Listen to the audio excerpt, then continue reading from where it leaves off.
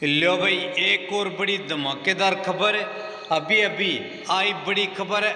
हरियाणा सरकार की 3 बड़ी घोषणा मंत्री जी ने कती मौज कर दी भाई। बीपीएल, बिना बीपीएल सारे परिवार के लिए।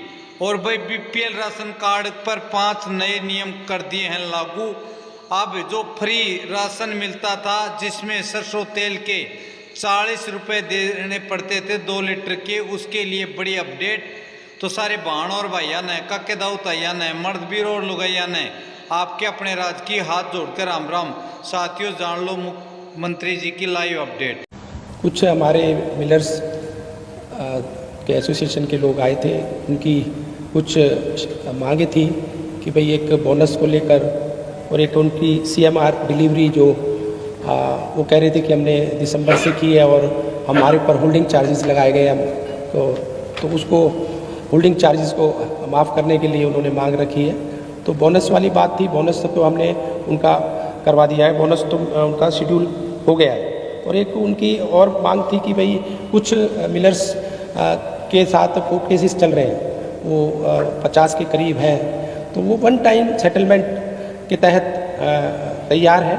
तो उसके ऊपर भी हम विचार कर रहे हैं कि भाई जो कोर्ट केसेस चल रहे हैं उनको वन टाइम सेटलमेंट कर उनको भी 50 के करीब जो मिलर्स हैं उनको भी अपने साथ जोड़ सकें। नए डिपो को लेकर भी चर्चा की गई है, क्योंकि काफ़ी लंबे टाइम से जो है नए डिपो अलॉट नहीं किए गए, तो किस तरीके से अब आगे जो है वो अलॉट किया जाए? नई डिपोज़ की जो है परमिशन के लिए फाइल चली गई है और उसमें कुछ इश्यूज़ आ रहे थे कि उसमें मिनिमम कितने कार्ड होल्डर्स होने चाहिए। तो उसका ऑलमोस्ट सब कुछ फाइनल हो गया कि मिनिमम कितना होना चाहिए और मैक्सिमम कितना होना चाहिए, और जल्दी इसका अप्रूवल हमें मिल जाएगा और जल्दी नए डिपो अलॉट किए जाएंगे। ये कितने डिपो जो है अब नए खुले जाएंगे? अभी 9,500 के करीब डिपो हमारे पास है पूरे स्टेट में, राज्य में। अंदाजन 15,000 के करीब टोटल, मतलब 6,000, 5,500-6,000 के करीब संख्या और बढ़ने की उम्मीद है।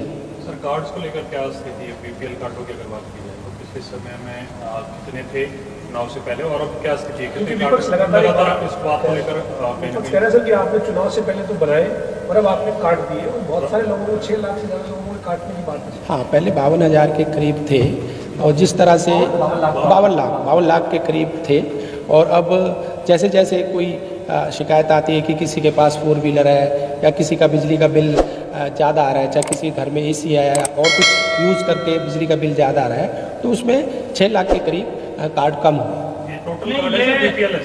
ये टोटल कार्ड बीपीएल। मंत्री जी, जितने लोगों के कट रहे हैं वो शिकायत भी कर रहे हैं कि हमारे पास बीपीएल वो हमें जो गलत इन्फॉर्मेशन हमारी मतलब दे दी जा रही है, उस पर कुछ हम उसका रिव्यू कर रहे हैं कि जिनकी गलत, क्योंकि 6 लाख का आंकड़ा बहुत बड़ा है। नहीं, 6 लाख का आंकड़ा मैं आपको ये बताना चाह रहा हूँ कि पहले जो जिन्होंने आय अपनी 1,80,000 बताई थी, उसी हिसाब से हमने उनके कार्ड बना दिए गए थे।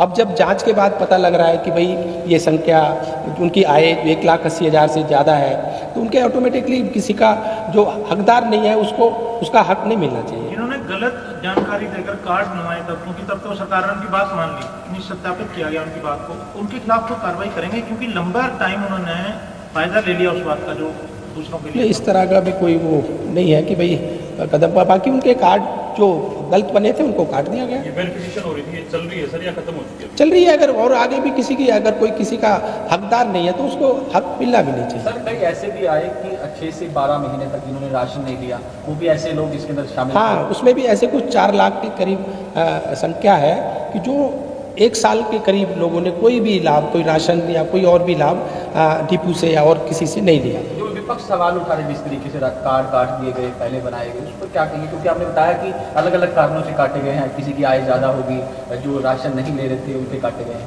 अभी कुछ समय पहले विधानसभा में ये उठाया गया था क्वेश्चन कि भी इतने लोगों के कार्ड क्यों बना दिए गए, उन्होंने उठाए थे विपक्ष ने, और आज वही कह रहे हैं कि इन लोग ज़्यादा कार्ड, मतलब उनके कार्ड क्यों काट दिए गए हैं। तो मतलब ये क्या कहना चाहते हैं कि बनाने में इनको दिक्कत है, कम करने में भी इनको दिक्कत है, तो ये चाहते क्या है?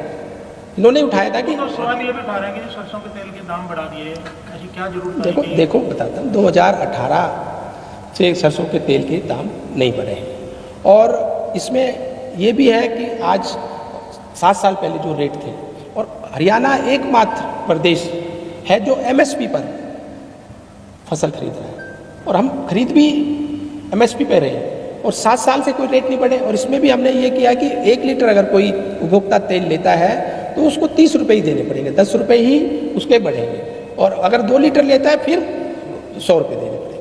सर, मीटिंग में फोटोस्टेट कॉपी पेपर को लेकर हाँ, अभी प्रिंटिंग एंड स्टेशनरी की भी हमारी अभी मीटिंग हुई है जस्ट अभी, तो उसमें भी जो हमारे फोटोस्टेट के जो पेपर किसी भी डिपार्टमेंट में लगते हैं, पहले वो रिटेलर या ट्रेडर से लेते थे तो अलग अलग रेट आते थे, कॉस्ट भी ज़्यादा पड़ती थी।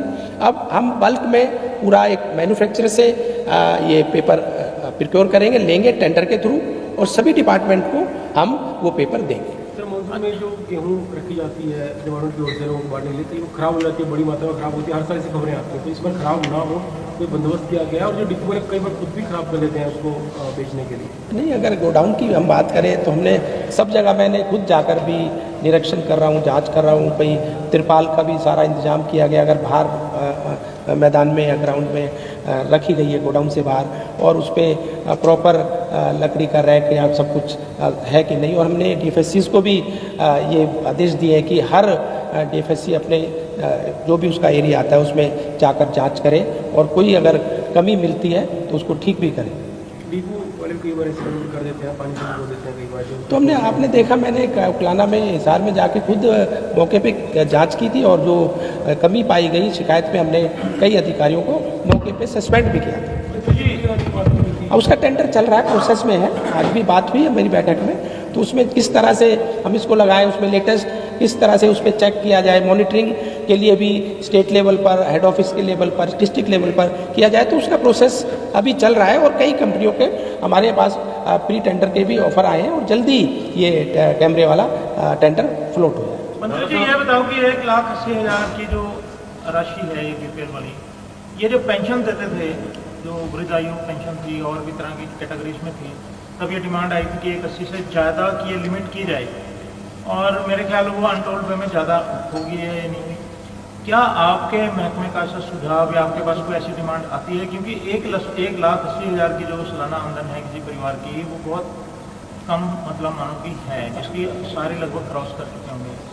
इसकी कोई प्रपोजल है आपके पास, या आप ये कोई डिमांड कर रहे हैं कि इसको बढ़ाया जाए, 2.5 तक किया जाए? देखो, अगर हम बात करें और राज्यों की, स्टेटों की, उनमें ये 1,20,000 है, उससे पहले ही ऑलरेडी हमने इसको 1,20,000 से बढ़ाकर 1,80,000 कर रहे हैं, क्योंकि और लोगों को, हमारे गरीब परिवार के लोगों को लाभ मिल सके। तो 60,000 का जो गैप है वो तो ज़्यादा जो है पूरे राज्यों से अलग कंपेयर करें है।